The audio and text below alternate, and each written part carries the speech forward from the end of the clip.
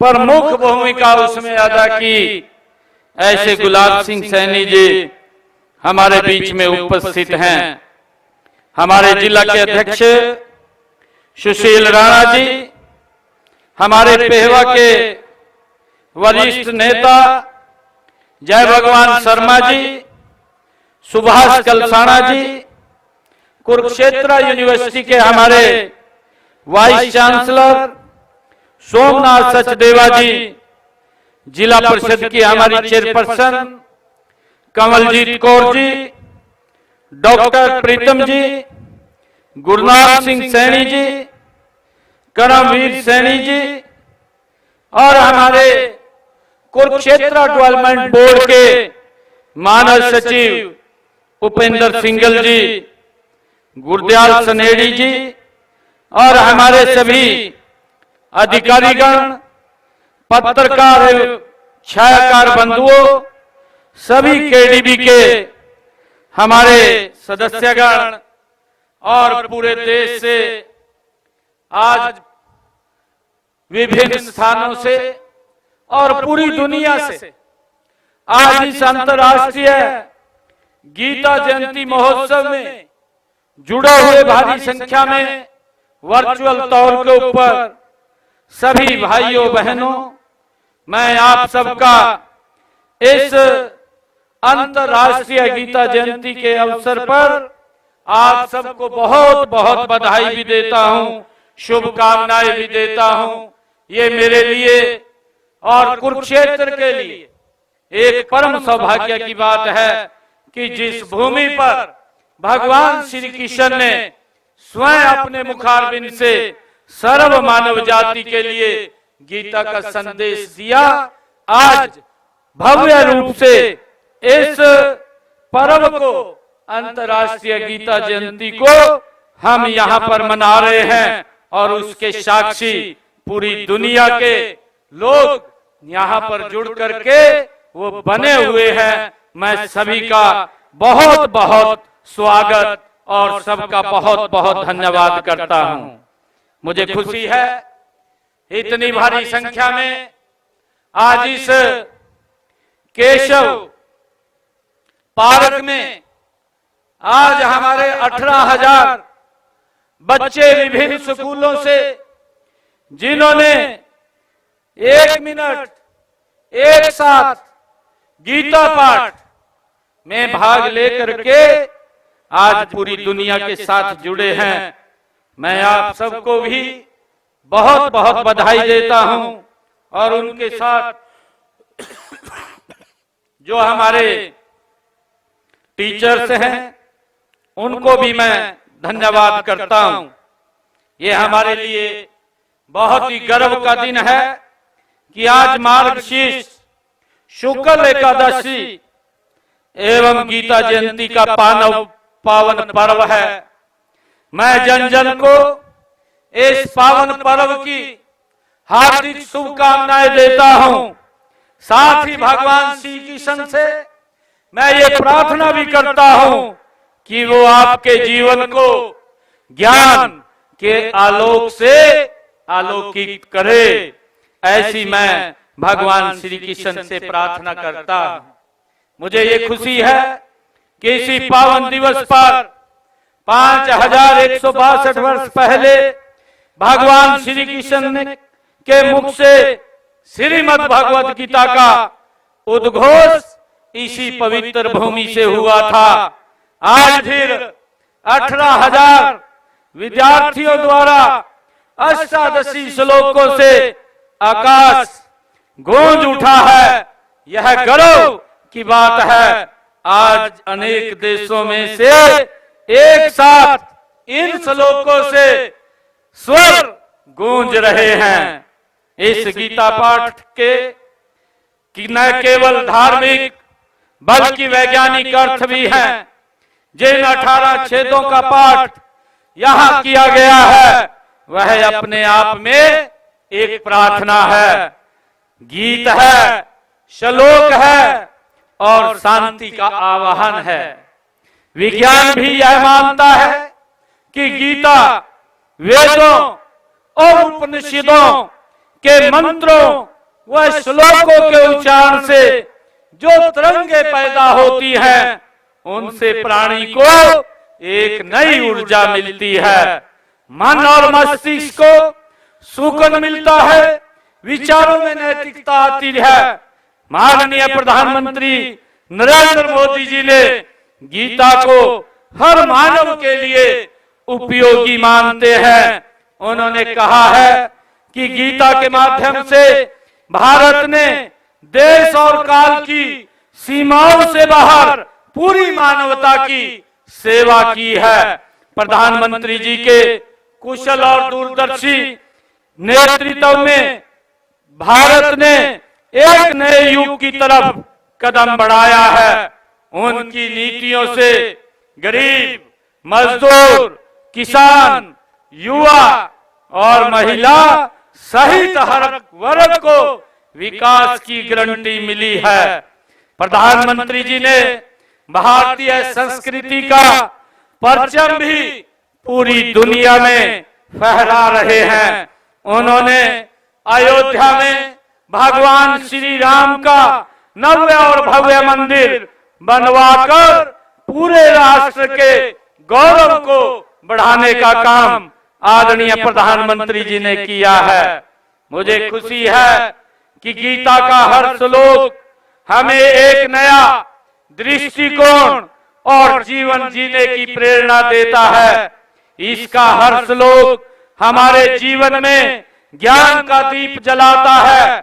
श्रीमद् भगवत गीता केवल अर्जुन भगवान श्री कृष्ण जी के संवाद तक ही सीमित नहीं है, बल्कि यह हमारे हर प्रश्न का समाधान करती है। गीता का पहला और सबसे महत्वपूर्ण संदेश है धर्म और कर्तव्य का पालन करना। इसमें भगवान श्री कृष्ण ने अर्जुन के माध्यम से हमें बताया है कि जीवन में हर व्यक्ति को अपने कर्तव्यों का पालन करना चाहिए, चाहे हालात कैसे भी हों। समाज में यदि हर आदमी अपना कर्तव्य निष्ठा और समर्पण के साथ निभाए तो समाज में अनुशासन और संतुलन बना रहेगा। यह संदेश हमें सिखाता है कि स्वार्थों को छोड़कर समाज व देश के प्रति जिम्मेदारियों को प्राथमिकता देनी चाहिए। मुझे खुशी है पौराणिक मान्यताओं के अनुसार जिस भी घर में गीता का नियमित रूप से पाठ होता है, वहां पर किसी भी तरह की कोई नेगेटिविटी एनर्जी नहीं आ सकती। जो भी व्यक्ति गीता का पाठ करता है उसके जीवन में सब कुछ मंगल ही मंगल होता है। इतना ही नहीं, गीता पढ़ने से व्यक्ति का आत्मबल बढ़ता है और वह साहसी और निडर बनकर अपने कर्तव्य पथ पर आगे बढ़ता है। मुझे खुशी है कि रोजाना श्रीमद् भगवत गीता का अध्ययन करने वाले लोग काम, क्रोध, लोभ और मोह माया के बंधनों से मुक्त हो जाते हैं।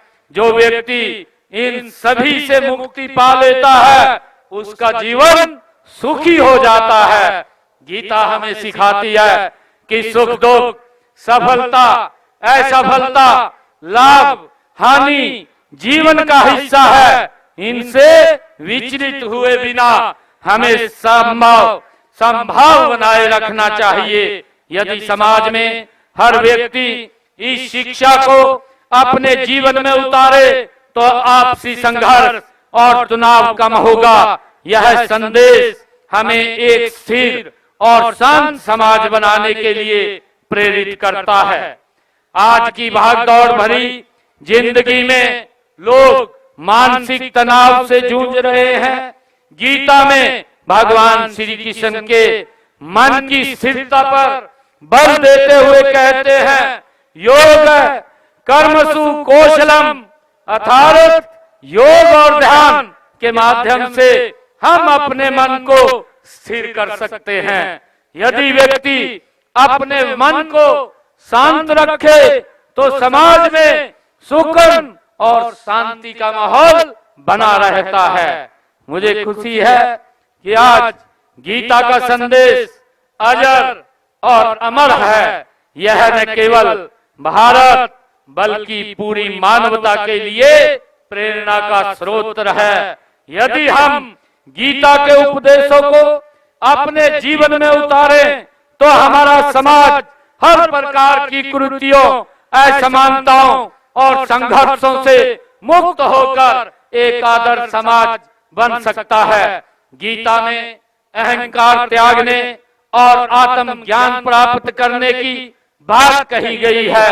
अहंकार समाज में अनेक समस्याओं की जड़ है। जब हम अहंकार छोड़ते हैं तो हम दूसरों को सम्मान देते हैं और उनकी भावनाओं को समझना सीखते हैं। गीता के इस संदेश को अपनाकर हम एक दूसरे के साथ बेहतर संबंध स्थापित कर सकते हैं और समाज में समरसता ला सकते हैं। मुझे खुशी है कि आज इतनी भारी संख्या में हमारे जो युवा साथी और पूरी दुनिया से आज इस अंतर्राष्ट्रीय गीता जयंती महोत्सव में आज जुड़े हुए हैं। मैं सभी को पुनः बहुत बहुत बधाई देता हूं। और इसके बाद वर्ष 2016 में माननीय प्रधानमंत्री नरेंद्र मोदी जी की ही प्रेरणा से इसे अंतर्राष्ट्रीय स्तर पर हमें मनाने का भी ये गौरव प्राप्त हुआ है। इस अंतर्राष्ट्रीय गीता जयंती में, इस महोत्सव के आयोजन में मैं सभी सहयोग करने वाले सभी संतों, नागरिकों, धार्मिक संस्थाओं का धन्यवाद भी करता हूं। मैं आज इस गीता पाठ में भाग लेने वाले सभी विद्यार्थियों की सराहना भी करता हूं। साथ ही कामना करता हूं कि इन बच्चों का भविष्य उज्जवल हो, ऐसी मैं भगवान श्री कृष्ण से प्रार्थना करता हूं। मैं इन शब्दों के साथ मैं आप सभी को अंतर्राष्ट्रीय गीता जयंती महोत्सव की पुनः बहुत बहुत बधाई और शुभकामनाएं देता हूं। आप इतनी संख्या में आए और पूरी दुनिया में आज भारी संख्या के अंदर आज इस कार्यक्रम में जुड़े हुए हैं, उन सब का भी मैं हरियाणा कुरुक्षेत्र की तरफ से बहुत बहुत स्वागत और धन्यवाद करता हूं। इन्हीं शब्दों के साथ धन्यवाद। जय हिंद, जय श्री कृष्ण। और मैं आज एक इस अवसर के ऊपर एक घोषणा भी ये करता हूं कि जो ये थीम पार्क है, इस थीम पार्क को अब केशव पार्क के रूप में इसको जाना जाएगा।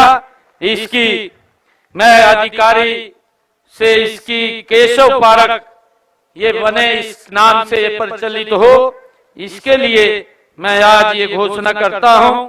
और इतनी भारी संख्या में हमारे विद्यार्थी यहाँ पर जुड़े हैं, आए हैं, मैं आप सबको भी बहुत बधाई देता हूं। और कल छुट्टी रहेगी क्योंकि मैं बच्चों से कहना चाहूंगा क्योंकि पेपर नजदीक है, कल ये छुट्टी नहीं, हमें बहुत ज्यादा जो हमने पिछले एक हफ्ते में पढ़ा है वो कल एक दिन घर में बैठ करके हमने पूरा रिवीजन करना है। मैं इसलिए आप सबको बहुत बहुत बधाई और शुभकामनाएं देता हूं। धन्यवाद। जय श्री कृष्ण।